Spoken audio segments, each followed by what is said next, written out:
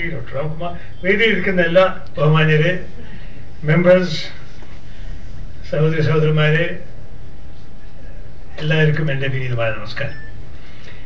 actually, since you introduced me in English, shall I speak in English? Yes. That might be simpler. I'm really happy to attend this convention organized by the Tirunelveli District Unit of the Indian Veterinary Association of Kerala. I must say that I don't like being late, but the truth is that I had to chair a committee meeting of the Airport Advisory Committee. And those of you who live here or who fly in and out of here know what a crucial situation that is and what a mess we're in right now. So it was indispensable that that meeting began at 10:30, but it was not going to finish till now. It just finished. I've just said a few words to the press there and come straight from the airport to you. So please forgive me for the delay, but I'm very glad that you were able to have your inauguration and that you are all set to have your district convention.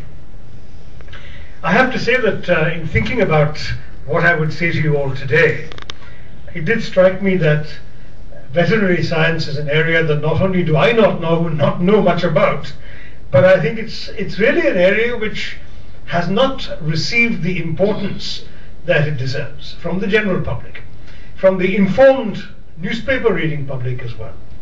Indeed, I would regret to note that there has been no public announcement in the papers of this convention. I don't think there's anyone here from the press to report what is being said.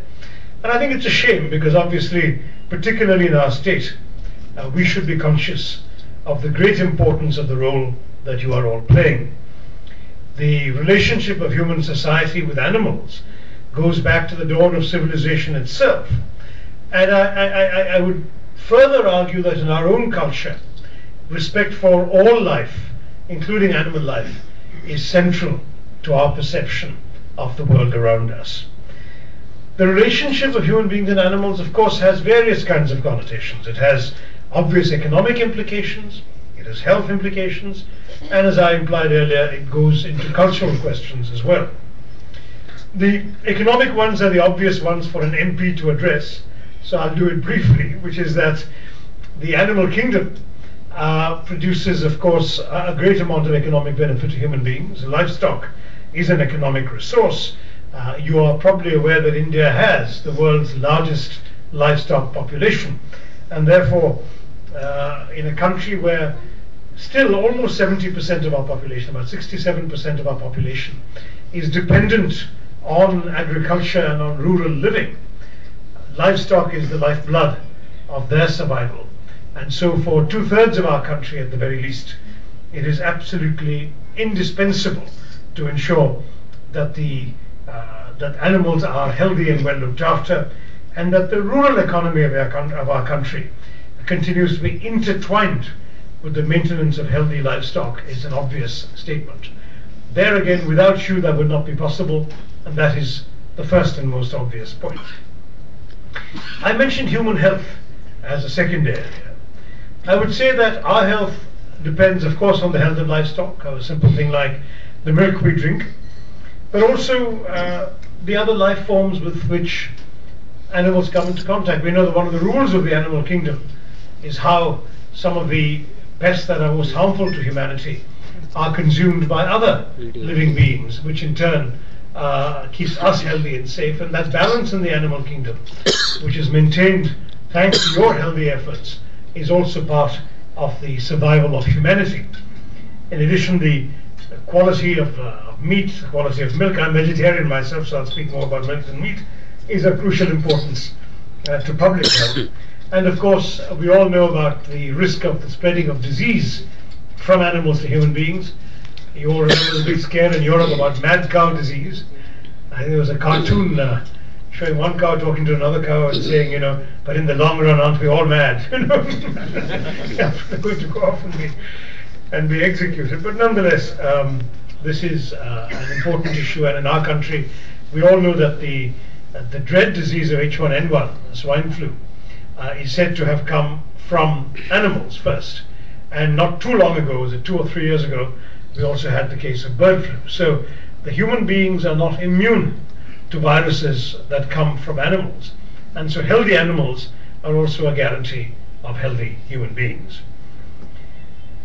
Then I mentioned the cultural factor, and that I think we shouldn't forget about, because obviously the treatment of animals by human beings reflects a lot about our cultural practices. Animals are often ill-treated, and we can have so many examples.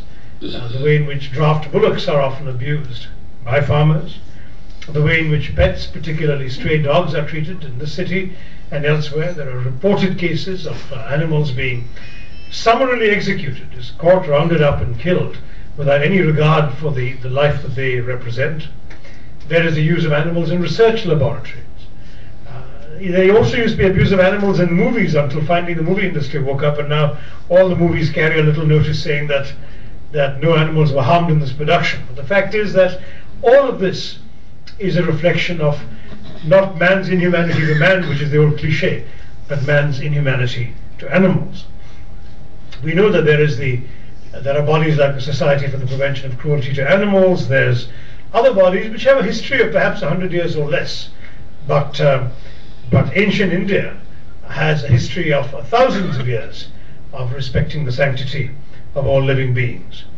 And I would say that the manner in which a society or a culture treats its animals, the most helpless beings on the planet, bears a real reflection of the kind of society we are. A society that is cruel to animals will also be cruel to human beings. And I do believe that we often reveal the worst of ourselves in the way in which we treat others, so that the more humane societies are the ones that also treat animals humanely. And I would say in that yardstick we have probably lapsed from the standards we have traditionally attained thousands of years ago in our culture. For this reason, I would say that veterinarians have a crucial role to play across the board in economic, health and cultural issues, that your contribution is nothing less than a contribution to national development.